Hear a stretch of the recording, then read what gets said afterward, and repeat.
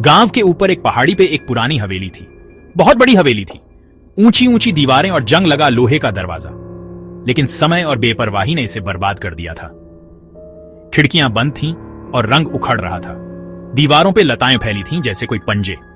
गांव वाले हवेली के काले अतीत की कहानियां सुनाते थे, एक परिवार के बारे में जो उसकी दीवारों के अंदर गायब हो गया था। कोई भी उसके पास जाने की हिम्मत नहीं करता था। कहते थे कि वहां भूत हैं। एक दिन उर्मिला नाम की एक जवान विधवा अपने 8 साल के बेटे रोहन के साथ गांव आई। उसे एक दूर के रिश्तेदार से हवेली मिली थी और कहीं जाने की जगह न होने के कारण उसने हवेली को अपना नया घर बनाने का फैसला किया। गांव वालों ने उसे चेतावनी दी, लेकिन उर्मिला ने उनके डर को अंधविश्वास समझा। वो अपने और अपने बेटे के लिए एक नई शुरुआत करने की ठान चुकी थी। जैसे ही वो हवेली के पास पहुंचे, पेड़ों से एक ठंडी हवा चली। रोहन डर के मारे अपनी मां से चिपक गया। उसकी आंखें डर से बड़ी हो गईं।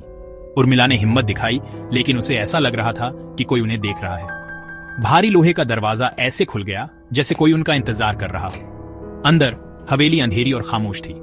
जमीन पे धूल जमी थी और हर कोने में मकड़ी के जाले लटके हुए थे। उर्मिला ने गहरी सांस ली और अंदर कदम रखा। उसे बहुत काम करना था, लेकिन वो इस जगह को घर बनाने की ठान चुकी थी। उसे क्या पता था कि हवेली में ऐसे राज छुपे हैं जो उसकी रूह कंपा देंगे। हवेली में पहले कुछ दिन आम थे। उर्मिला और रोहन अपना समय सफाई और सामान खोलने में बिताते थे। लेकिन जैसे जैसे दिन रात में बदलते गए, अजीबोगरीब चीजें होने लगीं। उर्मिला रात में आवाजें सुनती थी।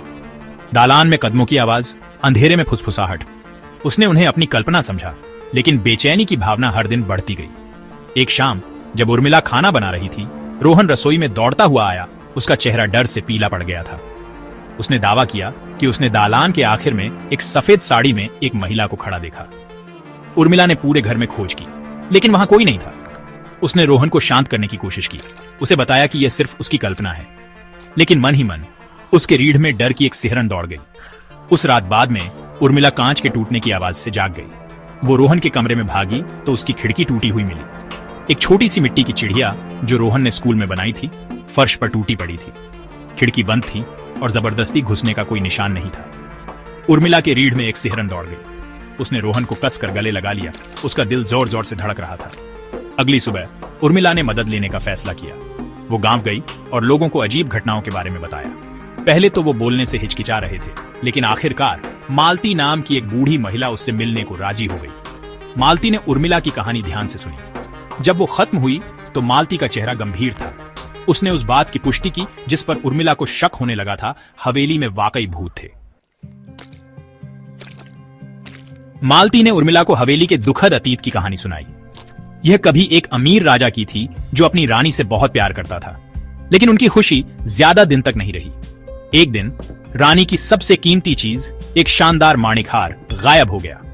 शक एक जवान नौकरानी पर गया जिसे रानी के कमरे के पास देखा गया था। नौकरानी ने कसम खाई कि वो बेगुनाह है, लेकिन राजा ने दुख और गुस्से में अंधे होकर उसकी एक न सुनी। उसने उस पर चोरी का इल्जाम लगाया और उसे मौत की सजा सुनाई। लड़की को हवेली की दीवारों के अंदर जिंदा दफना दिया गया, लेकिन हार कभी नहीं मिला। नौकरानी की मौत के तुरंत बाद हवेली में अजीबोगरीब चीजें होने लगीं।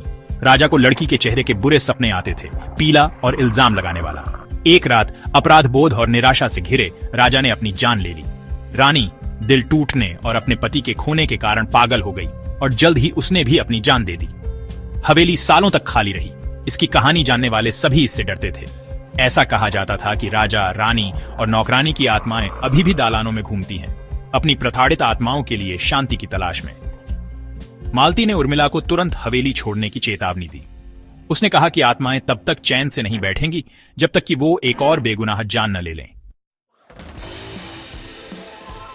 उर्मिला मालती की कहानी से डर गई थी, लेकिन उसने डर के आगे झुकने से इनकार कर दिया। उसके पास और कहीं जाने के लिए जगह नहीं थी। उसने रहने और आत्माओं का सामना करने का फैसला किया। उस रात उर्मिला को नींद नहीं आई। फर्श के तख्तों की हर आवाज, खिड़की के बाहर पत्तों की हर सरसराहट उसकी रीढ़ में सिहरन दौड़ा देती थी। उसने रोहन को कसकर पकड़ रखा था, जो उसके बगल में गहरी नींद सो रहा था। अचानक कमरा बर्फ की तरह ठंडा हो गया। हवा में एक मीठी सी खुशबू थी, जैसे चमेली और सड़ांध।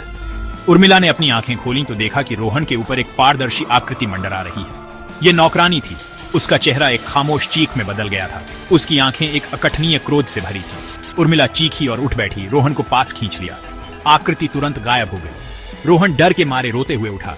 उर्मिला ने उसे शांत करने की कोशिश की, लेकिन वो बेकाबू हो रहा था। उसने कमरे के कोने की ओर इशारा किया। उसकी आंखें डर से बड़ी हो गई थीं। वो वहां है, वो वहां है। वो रोया। उर्मिला ने देखा कि वो कहां इशारा कर रहा था, लेकिन उसे कुछ दिखाई नहीं दिया। कमरे का तापमान फिर से गिर गया। भारी पर्दे ऐसे उड़ने लगे जैसे कमरे से तेज हवा चल रही हो। हालांकि खिड़कियां कसकर बंद थीं। हवेली में एक धीमी, दर्द भरी चीख गूंजी, जिससे उर्मिला की रीढ़ में सिहरन दौड़ गई। वो जानती थी कि उसे वहां से निकलना है। उसने रोहन को गोद में उठाया और दरवाजे की ओर भागी।